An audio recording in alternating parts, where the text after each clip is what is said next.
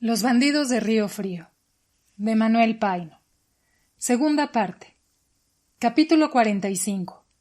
Asalto de la hacienda del hospital. De la hacienda de Atlihuayán se dirigió don Pedro Cataño, a la cabeza de su gente, a la del hospital. No era tan fácil la empresa, pero precisamente buscaba la ocasión de imponer su voluntad al país con una hazaña que hiciera ruido en la capital misma y que llegara, por consiguiente, al conocimiento del gobierno. Relumbrón quería el robo y el dinero. Cataño, la lucha para morir en ella, o siquiera entretener su imaginación y desterrar con fuertes e inmediatas sensaciones las lentas pero punzantes penas que destrozaban su corazón.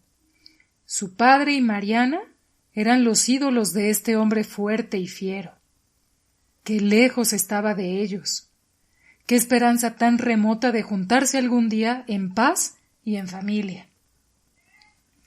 La hacienda del hospital no presentaba a la vista el aspecto imponente de un viejo castillo de los tiempos de Guillermo el Conquistador, sino al contrario, una extensa edificación española, que alzaba del suelo apenas unas 6 u 8 varas, pero muy completa en sus oficinas, muy cómoda y amplia en las habitaciones, y sobre todo de una solidez a prueba de bomba, y positivamente habría resistido más un bombardeo que el castillo feudal construido por el marqués de Radepont.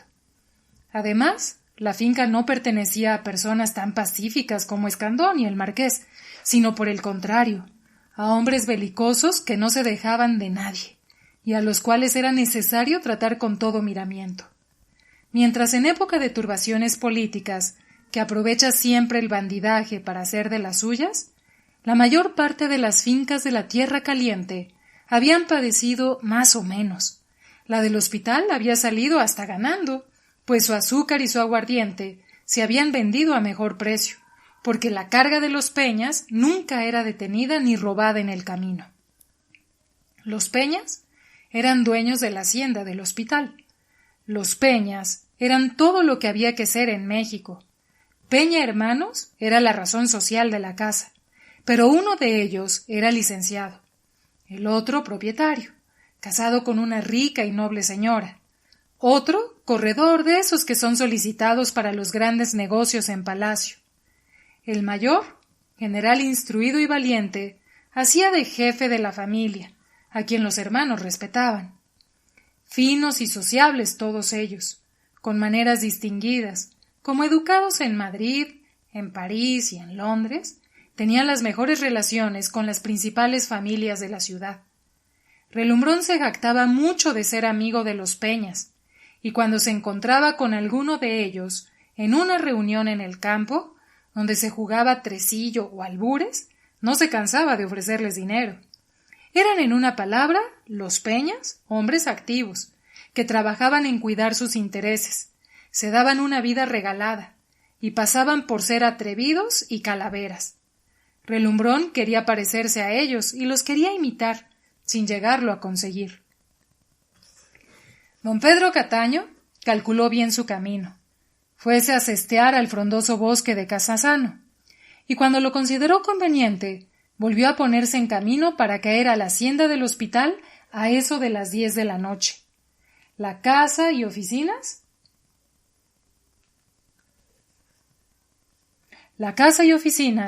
tenían una cerca de más de media vara de espesor, de poca altura, y más fácil de escalar que la muralla de Atlihuayán. Pero don Pedro sabía que por las noches una patrulla de 6 u 8 veladores, armados de buenos fusiles, recorrían los patios y las cercas, y aun a veces abrían la sólida puerta de madera y acechaban por el campo.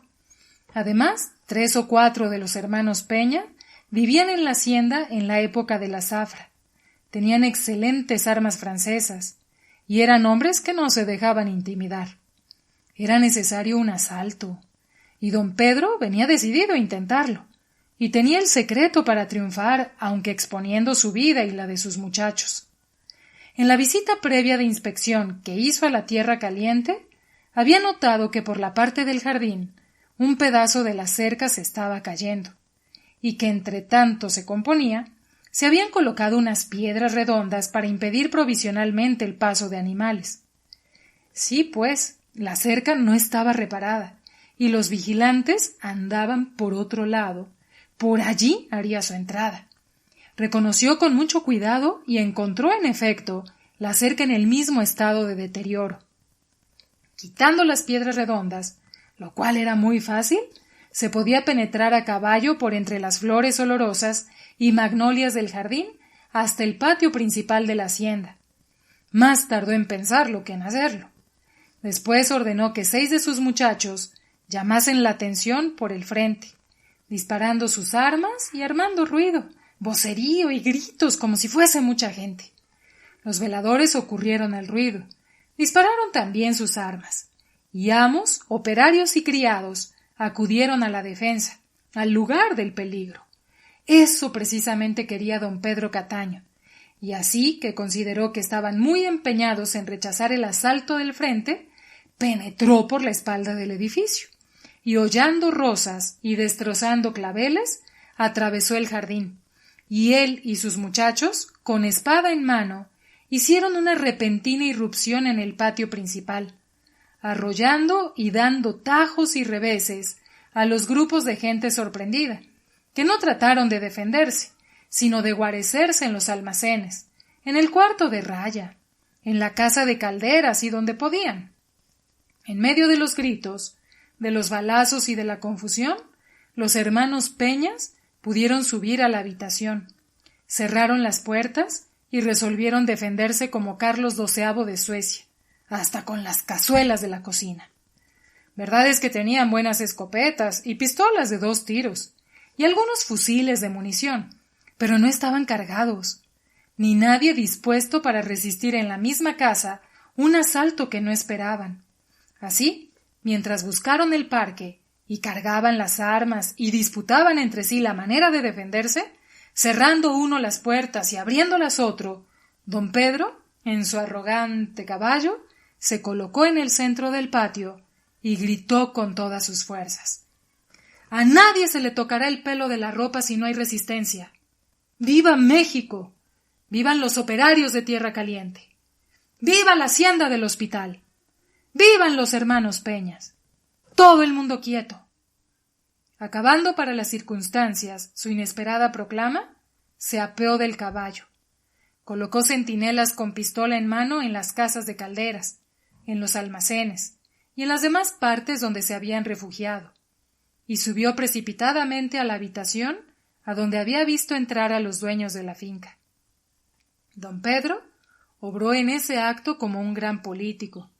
En ese momento había dentro de la hacienda del hospital, entre mozos, dependientes y operarios, cosa de 100 hombres, que no tenían más que ir al almacén y armarse de machetes, de coas y de barretas, que al revés de lo que pasaba en otras haciendas, donde detestaban a los administradores españoles por su carácter duro y despótico, los Peñas eran populares y queridos.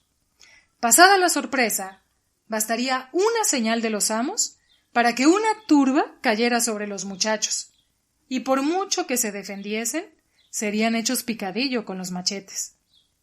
Reunir su gente y fugarse por donde habían venido después de haber tomado la plaza, imposible. Eso no entraba en su plan.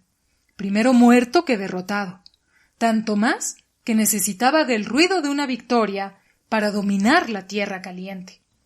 Además, Relumbrón le había encargado expresamente que no hiciese daño a los Peñas, y él mismo, aunque no los conocía personalmente, quería aprovechar la ocasión para hacerse amigo de ellos.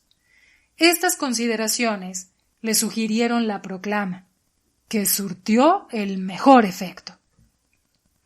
No se necesitó que tocase la puerta. Los Peñas le abrieron y se le presentaron desarmados. «Grité tan recio como pude», les dijo Cataño, «para que todo volviese al orden después de mi brusca entrada.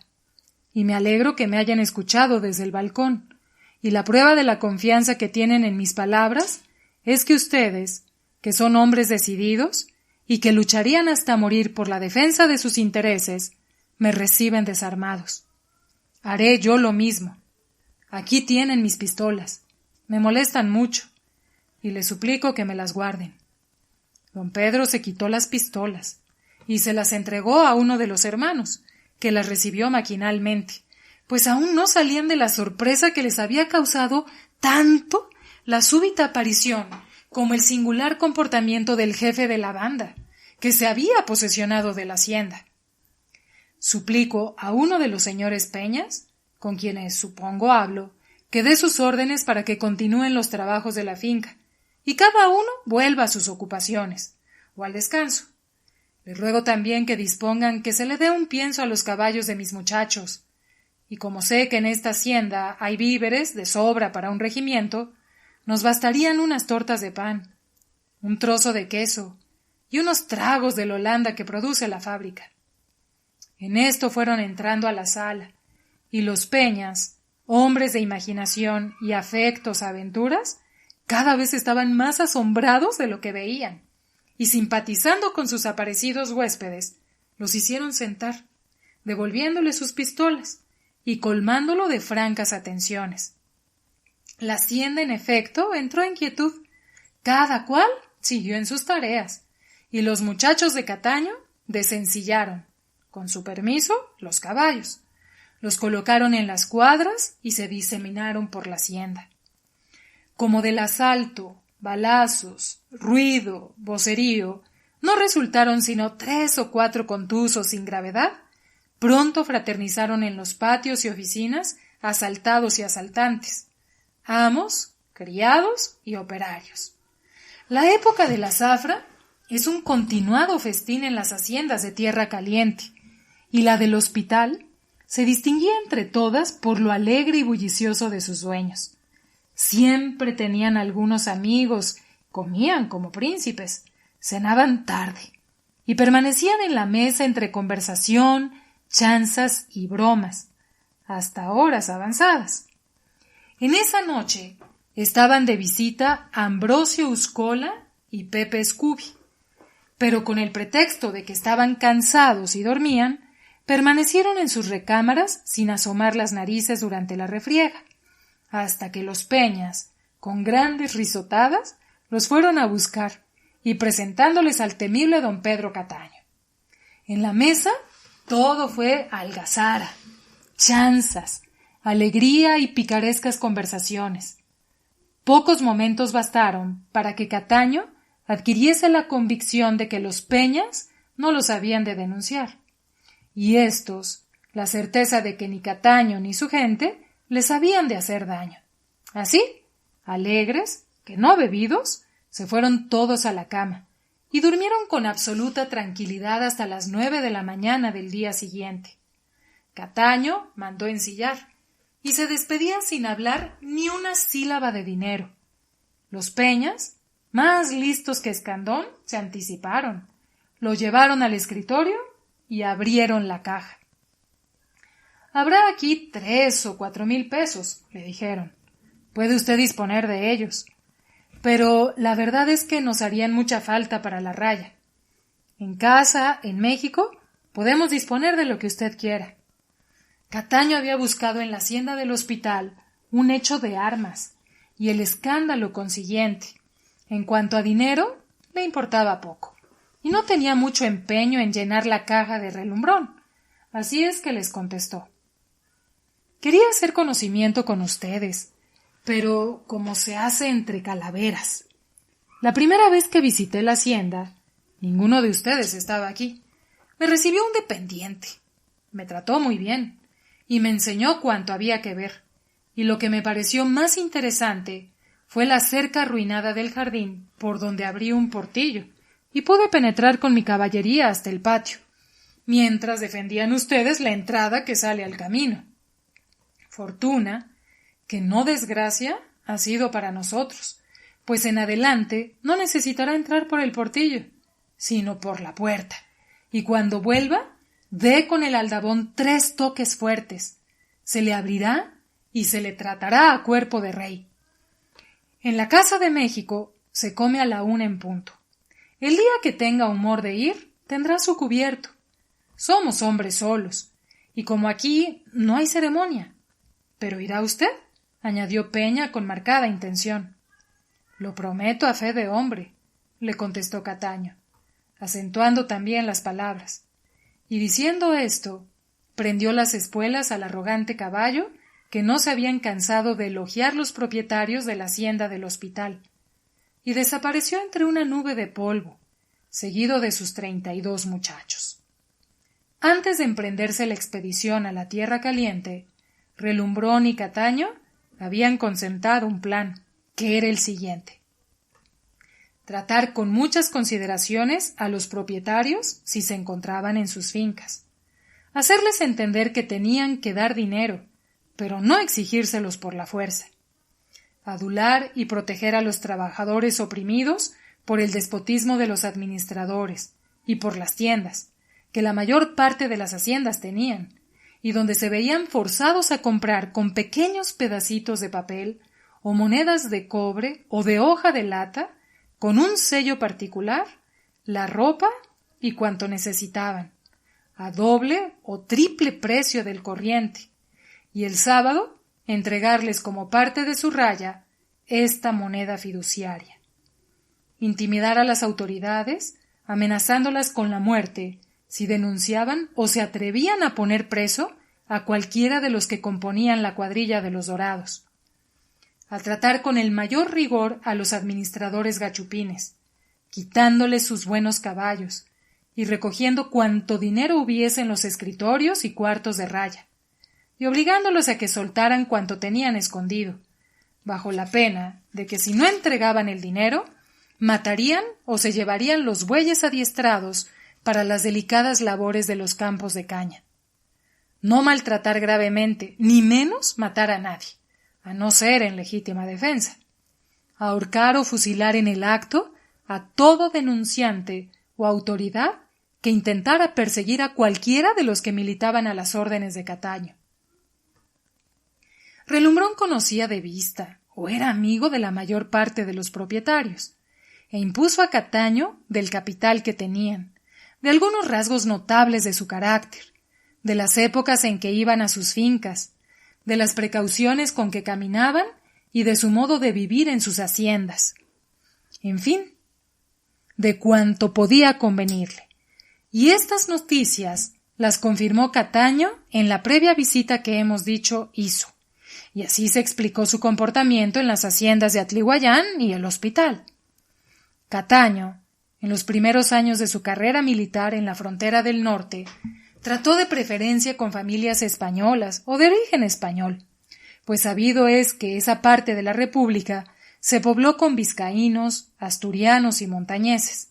Así, más bien que odiar, amaba a los españoles, y hasta su pronunciación y acento parecía más bien de la península que no de México, pero su situación personal y sus fatales relaciones con el conde del Saus le habían hecho cambiar sus afecciones en un odio profundo, que no tenía razón de ser, pero que existía en su corazón sin que él mismo lo pudiese remediar. Por eso aceptó hasta con entusiasmo las proposiciones de Relumbrón para expedicionar por la Tierra Caliente, y se propuso no asesinar, porque nunca el valiente es asesino, pero sí mortificar a los gachupines que había realmente monopolizado las feraces y ricas regiones de Cuernavaca y de Cuautla. En vez de encargar el secreto en la hacienda del hospital, salió de ella como quien dice a son de trompa y tambor, y no esperó la noche para caer sobre otras haciendas, sino por el contrario, la clara luz del día. La noticia del asalto y toma a viva fuerza de la hacienda del hospital se esparció a los 2 días con tanta velocidad en la comarca como si hubiese en ese tiempo estado establecido el telégrafo eléctrico entre todos los pueblos y haciendas. Pero como sucede siempre, el suceso no se refería a cómo pasó, sino abultado enormemente. Se decía que había precedido a la toma de la hacienda un combate que duró desde las 9 de la noche hasta las 5 de la mañana, que el jefe de la casa de los Peñas había muerto acribillado a balazos y que por no descomponer sus negocios se ocultaba el suceso, que otro de los Peñas estaba gravemente herido, por último, que la hacienda había sido saqueada, y entre unos y otros pasaban de 60 los muertos y heridos. Cataño recorrió rápidamente las haciendas y pueblos. Trataba a la baqueta a los administradores. Recogía cuanto dinero encontraba. Los amenazaba con la muerte. Al menor intento de resistencia, se apoderaba de los mejores caballos. Se hacía servir, para él y los 32 muchachos, los vinos y manjares más exquisitos, y cuando terminaba una expedición, en vez de huir, entraba como triunfador al pueblo más cercano. Hacía comparecer al prefecto y a los alcaldes. Les imponía sus órdenes y les notificaba que teniendo que residir por largo tiempo en la tierra caliente, exigía que lo protegieran, ya junto con su fuerza o individualmente a cada muchacho, dándole asilo y ocultándolo si las tropas del gobierno lo perseguían, que la menor falta sería castigada con la pena de muerte. Del pueblo salía agasajado y festejado por la población en general, porque arengaban a la multitud. Aseguraba que los iba a redimir del despotismo de los gachupines y del dinero que recogía en las tiendas, en los municipios y en las haciendas, repartía una parte a los pobres. Fue tal el prestigio que adquirió la partida de los Dorados en 3 semanas que bastaba que uno solo de ellos entrase a un pueblo para que se abrieran todas las puertas para recibirlo. Los administradores y dependientes españoles, por su parte, presa de un pánico que no pudieron dominar, huyeron a México, dejando las fincas poco más o menos abandonadas. Los arrieros rehusaban ir a cargar, y los compradores del interior se retiraron. Una verdadera desolación en toda la tierra caliente. Cuando ya no hubo dinero ni caballos que coger, Pedro Cataño se retiró en dispersión como había venido, y él y los 32 fueron llegando a la hacienda de Arroyo Prieto, con 3 mulas tordillas cargadas de dinero, y 10 caballos de mano de los mejores que había en la tierra caliente. Relumbrón fue a recibir a Cataño, lo felicitó, lo abrazó y le dijo cuanto podía lisonjear su amor propio. Pero descargadas las 3 mulas tordillas, estuvieron muy lejos de parecerse a las 5 mulas cambujas. Unos 6,000 y pico de pesos en morralla lisa, mezclada con pedazos de cobre y de hoja de lata, sellados, con que los ricos explotaban a los peones y trabajadores. Verdad es que cada uno de los 32 muchachos se había llenado las bolsas de dinero y recogido el poco oro que se encontraba en las cajas de los hacendados. Lo de más importancia era el vale de 3,000 pesos de escandón y el almuerzo en la casa de los Peñas. —¿Pero cómo cobrar este vale? —preguntó Relumbrón, sin peligro de caer en una celada. —¿Ha pensado usted ni por un momento que Escandón sea un denunciante? Poco le conoce, entonces. Yo cobraré personalmente el vale e iré a almorzar con los Peñas. Relumbrón miró a Cataño con aire de admiración y de duda. —No haya cuidado, coronel —le dijo—. Si algún día caigo en manos de la justicia, primero me desollarían vivo que nombrar a ninguno de mis cómplices. Yo no tengo más cómplice que mis desgracias. Pero no poderme matar y pasar el tiempo, hago esto. Relumbrón fue a hacer una visita al molino, y don Pedro Cataño cambió de vestido y de caballo y se dirigió a la hacienda grande a visitar a su amigo Pepe Cervantes, que lo menos que pensaba era tener en su mesa al temible jefe de los Dorados. Después de 3 días de pasearse en Texcoco, en Chalco y en Tepetlaxtoc, pasó a México, a alojarse en la casa de Merced de las Huertas. Cambió su traje de campo por el de ciudad, que sabía llevar como un verdadero caballero, que en elegancia y buenas maneras habría podido rivalizar con el marqués de Vallealegre. Cobró personalmente el vale en casa de Escandón. Llevó el dinero en un coche al compadre Platero, el que en el mismo carruaje lo condujo al Montepío, donde ya estaban acostumbrados a que Santitos llevara y sacara dinero.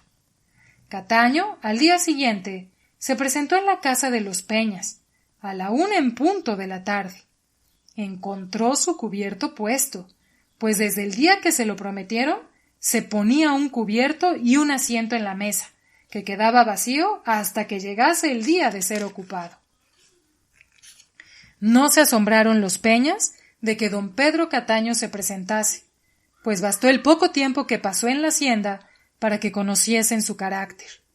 Nunca lo pudieron considerar como un bandido común, ni como un vil asesino, sino como un personaje misterioso que por extrañas aventuras había adoptado una manera de vivir que no era conforme con su nacimiento y educación.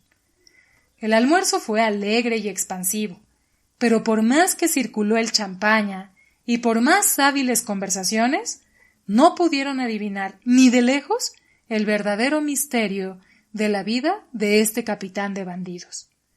Los Peñas, como Escandón, le decían coronel, y lo que más llegaron a penetrar fue que en alguna época de su vida había sido militar. Cuando se despidió, ya muy entrada la tarde, el jefe de la casa sacó de la bolsa una cajita de oro con rapé y le ofreció. Después, un cartucho con onzas de oro, y se lo deslizó en la mano. Don Pedro se lo devolvió. No, gracias. Soy rico. No necesito dinero. Aceptaré la caja de polvos. Desde que se supo en México el asalto de la hacienda del hospital, con las consiguientes exageraciones, los hacendados se llenaron de inquietud, pero cada uno esperaba recibir noticias de su administrador para resolver alguna cosa. Lo que más les llamaba la atención era que Escandón, que había regresado, no dijese una palabra. Fue una comisión a preguntarle, y respondió con la mayor indiferencia. Nada sé. Ni nada ha pasado en Atlihuayán mientras yo he estado allí. Escribiré al marqués, y si algo grave hubiese, se los comunicaré. En la casa de los Peñas, el mismo silencio. Habían mandado un mozo con una carta para su casa, diciendo que ninguna novedad había. Entonces, la aparición en la tierra caliente de una banda que ya llamaban de los Dorados era una fábula, y la toma a viva fuerza de la hacienda del hospital una mera fantasía. Los Garcías eran los más curiosos en saber la verdad y los más interesados, pues tenían en su hacienda de Santa Clara mucho dinero, importe de las ventas de azúcar que habían hecho allí, pero tampoco tenían ni la menor noticia. La precipitada fuga de los administradores, su llegada todavía azorados a México, el abandono de las fincas y la retirada de los arrieros pusieron al fin a los hacendados al tanto de su lamentable situación. Entonces, la aristocracia azucarera salió de su habitual apatía y se reunieron en junta. Graves, serios, desdeñosos, criticando, aunque con cierta reserva, al país y al gobierno, a quien veían con el más profundo desdén y consideraban como una calamidad, perdieron el tiempo. Y no fue sino a la 4ª o 5ª sesión, cuando acordaron nombrar una comisión que se acercara al presidente para manifestarle que si no se tomaban providencias urgentes, la ruina de la tierra caliente era segura, y se perdían millones y millones.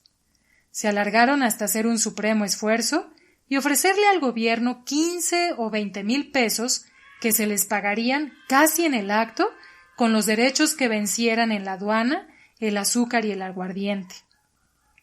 El gobierno, por su parte, nada sabía de oficio, y entre tanto pasó el tiempo y don Pedro Cataño tuvo, como se ha visto, tiempo sobrado para hacer su expedición con toda felicidad, regresar a la hacienda de Relumbrón, que era el cuartel general, venir a México, hacer sus visitas, cobrar el vale y dispersar sus muchachos, que con otros trajes y otros sombreros se entregaron al paseo y a la diversión con el dinero que tenían, residiendo ya en Puebla, ya en México, en el antiguo mesón de San Justo, donde tenían comida y caballo mantenido. El gobierno, como bueno, cumplió su palabra, aprovechando la ocasión para complacer a los ricos hombres, creyendo ganar así partidarios y amigos, y sin aceptar sus ofrecimientos de dinero, dispuso que en el acto, cuando ya no existía ni uno solo dorado en Tierra Caliente, marchara una fuerza de caballería a la cabeza de un jefe intrépido, que persiguiese sin tregua ni descanso a los bandidos, y los aprehendiese para que recibiesen el condigno castigo conforme a las leyes. Ese jefe intrépido no fue otro que el famoso Evaristo, por otro nombre don Pedro Sánchez, capitán de rurales, ya con grado de teniente coronel. Relumbrón no se había descuidado, y como él mismo recibió a la respetabilísima y poderosa comisión de hacendados, la introdujo al salón del presidente y escuchó cuanto pasó. Apenas salió cuando fue a indicar al Ministerio de la Guerra que nadie era más a propósito que don Pedro Sánchez para tan importante expedición. En consecuencia, se le ordenó que en el acto marchase con todas sus fuerzas a la Tierra Caliente, dejando a Hilario con unos cuantos hombres para que custodiase el camino de Río Frío.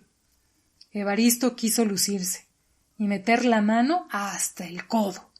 Reunió a todos los valentones de Tepetlaxtoc, que se hallaban dispersos buscando su vida aquí y allá, con robos de poca importancia que no daban qué decir, y formando una columna de caballería, entró como un conquistador en la ciudad de Cuautla, y sentó de pronto sus reales en el ingenio de San Carlos.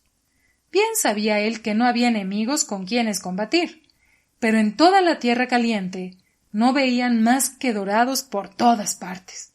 Prometió exterminarlos hasta no dejar ninguno, y saliendo de su cuartel general, comenzó su expedición. En menos de 2 semanas recorrió la mayor parte de las haciendas y pueblos, dizque buscando a los dorados. Pero Atila y su caballería no habrían hecho tanto daño como los de Tepetlaxtoc. Cuando llegaba a una hacienda, aunque le ofrecían caballerizas y pasturas, decía que sus caballos necesitaban refrescarse, y los echaba a los campos de caña y de maíz. Los valentones se esparcían por todas las oficinas, registrando todo, cogiéndose lo que podían, pisando con sus zapatos sucios el azúcar en los asoleaderos, exigiendo que se echase a perder una caldera de miel para comerse una calabaza en tacha, llamando a los suministradores y dependientes gachupines collones y huilas, que no habían tenido valor para defenderse de 4 borrachos, pues los tales dorados, decía Evaristo, alias Pedro Sánchez, no eran más que 4 borrachos cobardes, y con este motivo echaba bravatas y ternos, apuraba copas de Holanda fino y amenazaba comerse a la tierra entera. De una hacienda pasaba a un pueblo, insultaba al alcalde y al ayuntamiento, y a los vecinos que encontraba regularmente vestidos, con buenos sombreros y con toquillas que tuviesen algo de plata o de cobre. Los consideraba como dorados, y se los llevaba presos. En la hacienda del hospital se equivocó. Uno de los Peñas, el más atrevido que había quedado allí, cuando vio el desorden de la tropa, le marcó el alto al capitán de rurales. Con nosotros poco y bueno. Aquí se les dará lo que necesiten a usted y a sus soldados, le dijo. Pero si se desmandan en lo más leve, le vuelo a usted la tapa de los sesos. Pues si no nos hemos dejado de los dorados, mucho menos de las tropas del gobierno. Evaristo, que conoció que podía pasarla mal, se sumió, refrenó a los valentones y dio 1000 satisfacciones al propietario. Por fin, cargando con 8 prisioneros, de los cuales calificó a 5 como dorados y 3 como cómplices, regresó a la capital a dar parte de que la Tierra Caliente disfrutaba de la más completa seguridad, que los dorados habían huido y que sólo habían podido coger a 8 de los más temibles. Cuando los hacendados tuvieron noticias exactas de lo que había pasado, a poco más o menos, en todas las haciendas, y de la manera como se habían portado las tropas que habían ido a redimirlos, se volvieron a juntar de nuevo. Disputaron entre sí acaloradamente, se expresaron bajo reserva, con mucha vehemencia, en contra del gobierno, y resolvieron nombrar una comisión para suplicar al presidente que no los volviese a socorrer ni a mandar fuerza armada, y que preferían correr a su suerte y entregarse en manos no sólo de los dorados, sino de los diablos mismos del infierno.